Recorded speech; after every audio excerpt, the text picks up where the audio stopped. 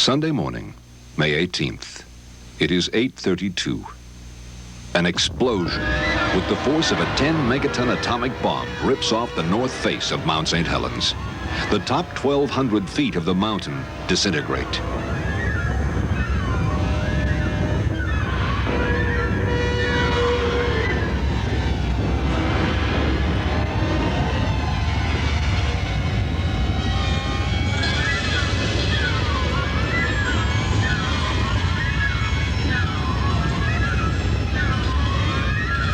But most clear is the damage along the Toutle River. The valley has ceased to exist, scoured clean by clogging walls of mud and ash, rail lines, roadways, homes, all buried under up to 10 feet of sludge, redesigned by nature from what we thought we had known.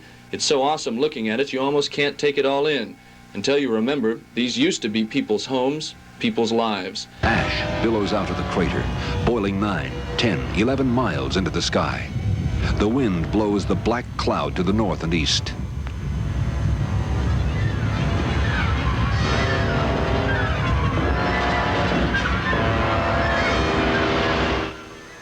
In central and eastern Washington, day becomes night.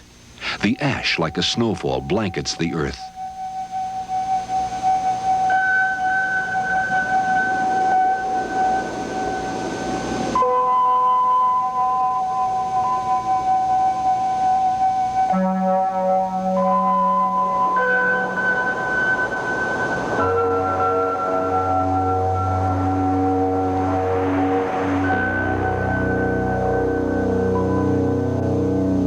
It will continue to fall for 15 hours, cutting off towns, crippling traffic, stranding thousands, burying farm fields.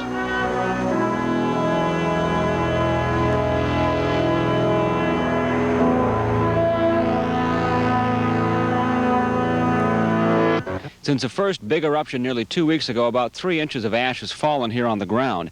Over the weekend it rained, and it compressed that 3 inches of ash down to about 3/4 of an inch. It's pretty heavy, it's very thick, and it's fallen down and smothered the crops here on the ground. 5% of the wheat crop is gone, valued at more than $3.5 million. 50% of the alfalfa crop is down. Hay is also damaged. Crop losses alone in Adams County will exceed $11 million, and that doesn't include damaged farm machinery. The muddy water flowing into the Pacific Ocean from the Columbia River tells the story. If only all the mud would flow into the ocean. Instead, it is clogging part of the Columbia River Channel, keeping 10 cargo ships riding at anchor in Astoria because they can't get to ports further east. Others are trapped west of the mud barrier at Longview. For grain ships that need 30 feet of water to travel, the Upper Columbia is closed. The financial losses to shippers especially will be large. And for farmers, the volcanic ash had a silver lining as grain prices went up in anticipation of a shortage. This house over the Toutle is empty. The survivors have fled, taking their valuables. Neighbors drop by to view the river, awed by the damage, saddened by the destruction of a river and its many thousands of salmon and steelhead who will never swim here again. The survivors in the Toutle River Valley try to go about their daily business, driving to the nearby store for groceries, stopping in for gas. A businessman tries to clean up the muddy ash, muttering words we cannot repeat on television. The children's toys look neglected, but they aren't neglected, only victims of nature's abuse. Betty Franz and her husband will probably be 2 of the people forced to evacuate their homes this fall.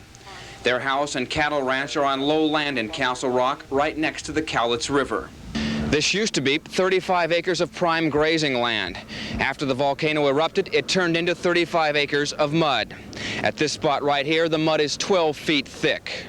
Dredges will be clearing mud from the Cowlitz River, but officials fear the job won't be finished before the heavy rains come this fall. That could mean Betty Franz and her neighbors might be faced with the worst flooding this area has ever seen. The first mudslides 6 weeks ago buried their barn and several trailers and heavy equipment. The house was saved, but all the cattle had to be sold. There was nothing left of their pasture. I just wonder how long it's going to take for us to get our place where it looked like it used to look. You don't plan on leaving, though? No, No, we figure it'll probably take at least 2 years to get new pastures established in here. And as I say, I want to see what's going to happen this winter first, when the river comes through here, and see what goes. Why not just pack it up and leave? Oh, we've got too much here. We've worked on this place, we've raised cattle on the place, we enjoy doing what we're doing here. The layers of mud have turned to clouds of dust in the dry weather, making life even more difficult here. Still, small cottonwood plants have begun to sprout up through the mud. The Franzes had counted on their cattle ranch to carry them through retirement. But now retirement will have to wait a few years as the Franzes try to rebuild and prepare for the floods that are certain to come this fall.